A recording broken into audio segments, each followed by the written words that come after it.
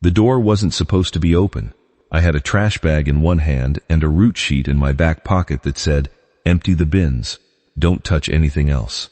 That was it. That was my entire job that night.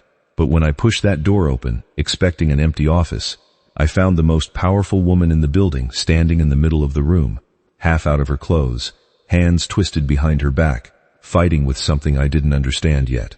She turned. She didn't scream. She didn't reach for the phone to call security. She just looked at me the way you look at a problem you haven't figured out how to solve yet. "You aren't Marcus," she said. And in that 1 second, I knew two things. I knew I was about to lose the only job keeping a roof over my daughter's head. And I knew that whatever I'd just seen, the bruises, the brace, the fear behind her eyes, was something a woman like her would kill to keep hidden. I had no idea that walking into that room would end up saving both of us. But that's not where this story starts. To understand how a janitor ended up standing between a billionaire and the people trying to destroy her, you have to go back 3 weeks to a rent payment I was $80 short on. My name's Thomas.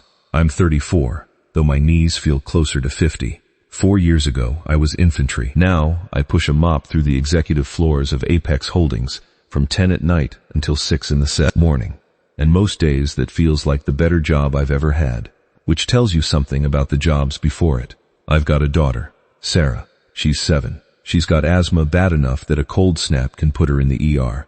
And she sleeps most nights on a neighbor's couch because I can't afford childcare for the graveyard shift. Mrs. Gable down the hall watches her for $20 a night, and a look on her face I've learned to stop noticing. I don't have a wife. I don't have family nearby. I have a knee I blew out in a training exercise, a diploma, and a paycheck that covers rent if nothing goes wrong. Something always goes wrong. That week it was Sarah's inhaler. $62 I didn't have. On top of rent I was already short. I'd done the math 4 different ways on my walk to work, and every version ended the same. I was going to have to choose between groceries and medicine again. I didn't know who Evelyn Croft was. Not really. Nobody on the cleaning crew did. Not as a person. She was a name on the top floor. A woman who bought failing companies, stripped them down, and sold the pieces. The kind of boss who fired 1,000 people in an email and didn't lose sleep over it. I'd seen her once in the lobby, heels clicking on granite, expensive perfume, 3 men in suits trailing her like she was the only person in the room worth looking at. She didn't see me. To her, I wasn't a person. I was part of the furniture. A guy in a blue shirt holding a trash bag. That was fine by me. Invisible people don't get fired. Invisible people don't get noticed at all. That night, my manager Greg caught me in the locker room with a clipboard and a job I didn't want. "Top floor needs a sweep, Tommy. Someone left a mess in the boardroom. Don't touch the desk in the main office. Just empty the bins and get out." 50 floors up, in the executive suite Evelyn Croft called home more than she called any actual home. The carpet swallowed sound, and the air smelled like money. I wasn't supposed to be there long.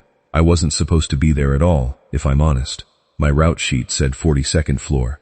Clock out. But an unpaid instruction from a night manager isn't something a man in my position argues with. I did the boardroom fast.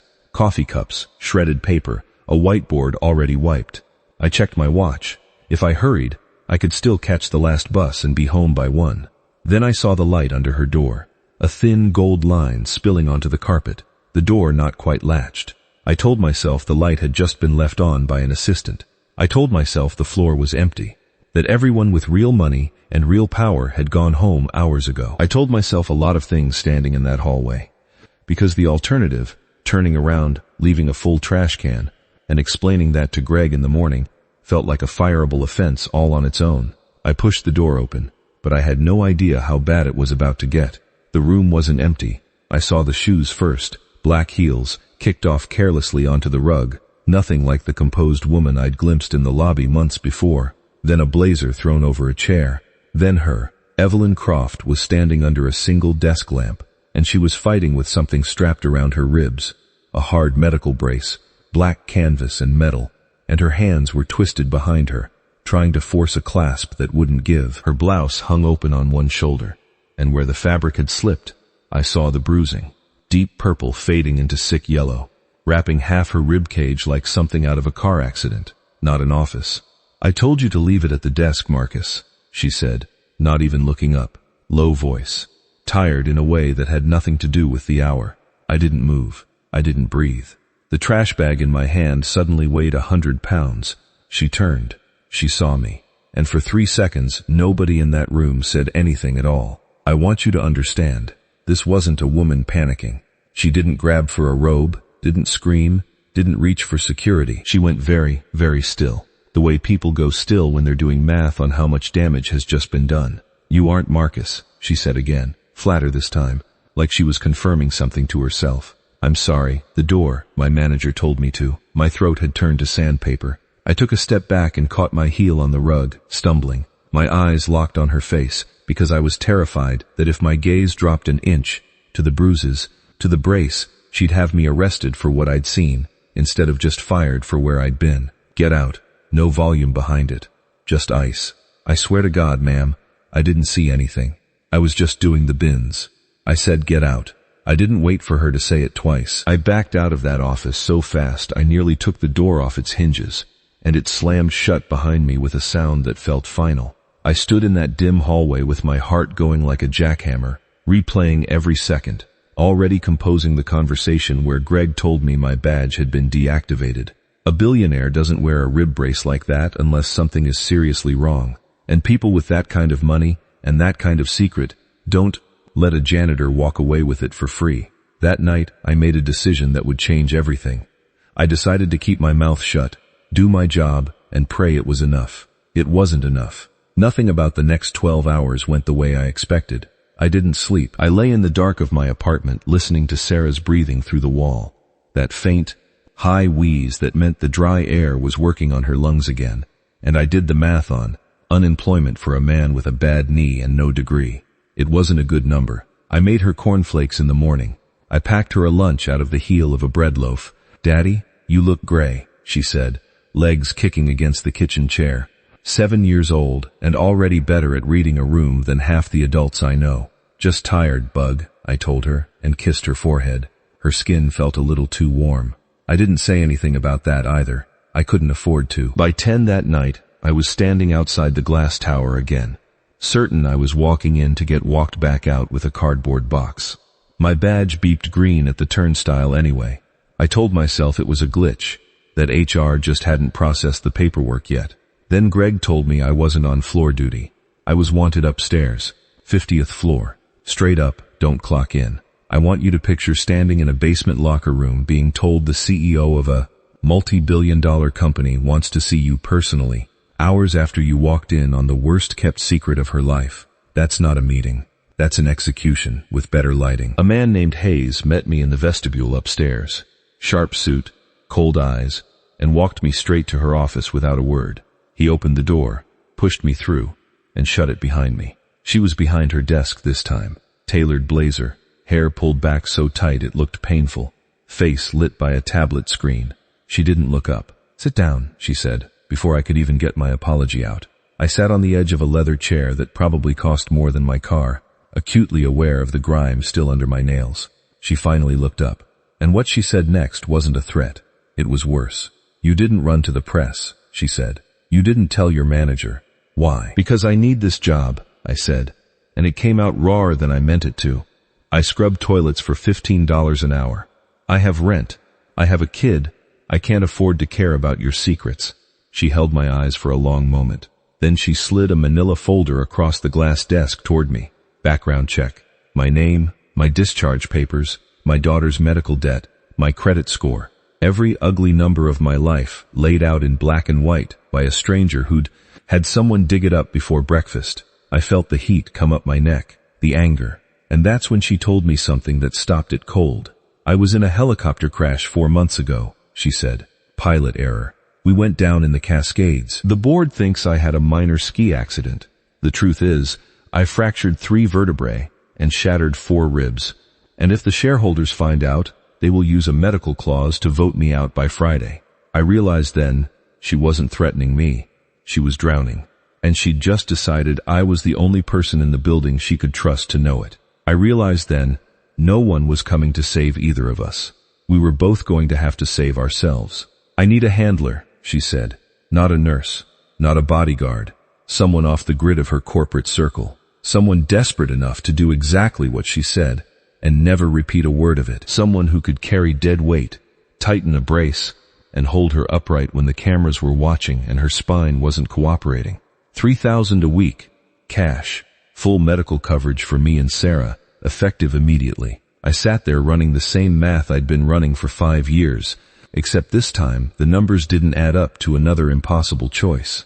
They added up to the specialist Sarah needed, the apartment with heat that actually worked, the inhaler refills I wouldn't have to ration. What's the catch? I asked. You belong to me until the merger closes, she said. No days off. If you slip up, if you talk, if you look at me with pity, I will ruin you. I didn't like her. I didn't want anything to do with her world. But under the collar of that $2,000 blazer, I could still see the faint red line the canvas strap had left on her collarbone. She wasn't cruel because she had power. She was cruel because she was terrified, and paying the nearest desperate man to be her tourniquet. When do I start? I asked. By Friday I was standing beside an armored SUV in a suit that didn't fit my shoulders, learning the quiet language of her pain, the white-knuckle grip on a table that meant her nerves were firing, the whisper-quiet voice during negotiations that meant the painkillers were making her sick. We argued in the car. We barely spoke outside of orders and instructions. It was transactional, abrasive, two people surviving in the same 20 square feet of leather upholstery, week by week, quietly, methodically. I learned her schedule, her tells, the exact 3 seconds before her legs would give out under her. And somewhere in those weeks, without either of us deciding to let it happen, something shifted. The night her knees buckled in her own foyer, and I caught her before she hit the floor. The night the brace jammed, and I had to force the clasp with my bare hands while she sobbed, silently into my shoulder, and found a crayon drawing of Sarah in my jacket pocket, and asked, quiet and human for the first time, if the insurance was helping. There was a merger closing in 6 weeks, a board member named Richard Caldwell, circling her like a shark that could smell blood in the shock water. A gala where one wrong step in front of the wrong investor would end everything she'd built. They had no idea what was coming. The Metropolitan Museum smelled like white lilies and old money the night of the final gala, before the vote. Evelyn wore an emerald gown built to hide the brace underneath, and she'd been on her feet for 3 hours. I watched her hand drift to a cocktail table. Her knuckles went white.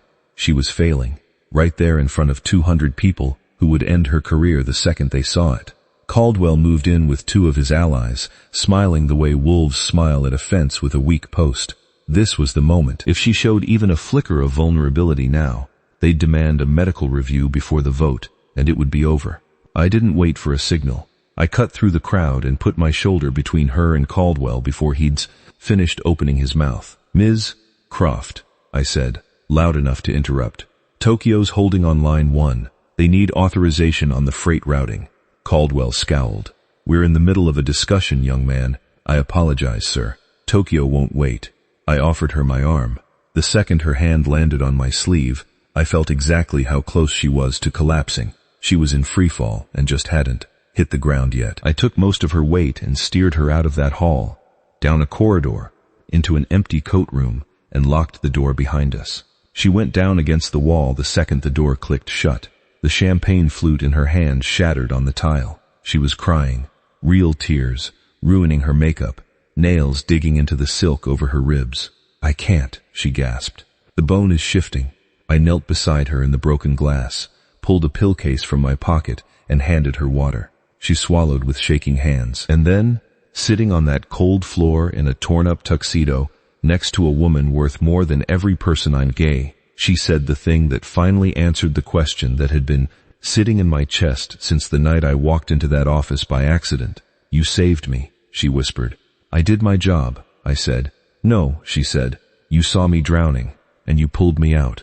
That was the moment the room, not the coat room, the whole rest of it, went completely silent in my head, because when I understood what that thin sliver of gold light under her office door had actually been, not a mistake, not bad luck. The moment 2 people, drowning in 2 completely different oceans, finally found something solid to hold on to. The vote passed 4 days later. Caldwell never got his medical review.